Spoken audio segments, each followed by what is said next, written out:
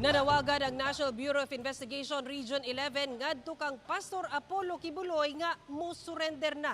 Samtang mibaha ang NBI Region 11 ngadto sa mga nagtago sa pastor nga posible sab silang makasuhan.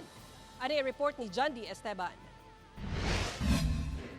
Sukad bigula ang warrant of arrest sa kasong child abuse ug sexual abuse niadtong April 1 batok kang Kingdom of Jesus Christ founder ug leader Pastor Apollo Kibuloy. Hangtod karon parayon gihapon ang pagpangita kaniya sa awtoridad.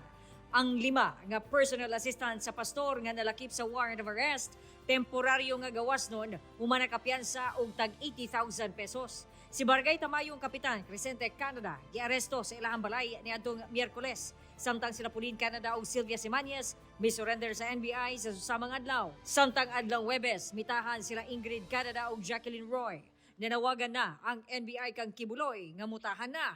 Gani duna na sila negosasyon sa mga abogado ni Kibuloy aron mo surrender na og atubungon ang kaso. Nanawagan kami kay Pastor Kibuloy sa kanyang mga church members na sana makumbinsi siya na mag-surrender na para matapos na yung paghahanap namin, hindi na kami magpapagod. And on the part of Pastor Kibuloy naman, para maumpisahan ng maproseso yung trial ng kaso niya.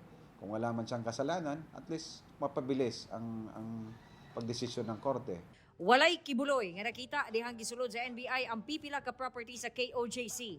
Gipalihok na sa PNP ug NBI ang ilahang tracker team aron masayran ang gikahimutangan sa pastor. Blanco pa sila kung anaa pa ba sa Davao si Kibuloy pero wala pa daw kini nakahawa og Pilipinas. Nagpasidaan ang NBI nga kasuhan ang bisan si kinsaman nga nagtago kang Kibuloy. There is a violation under the revised penal code. It is a coddling of criminals, and a case of obstruction of justice can be filed against them, no? Sa mga nagkakadal sa kanya, nagkakanlong sa kanya, nagtatago sa kanya. Kauban si Jojo Solarte sa camera, ako si John D.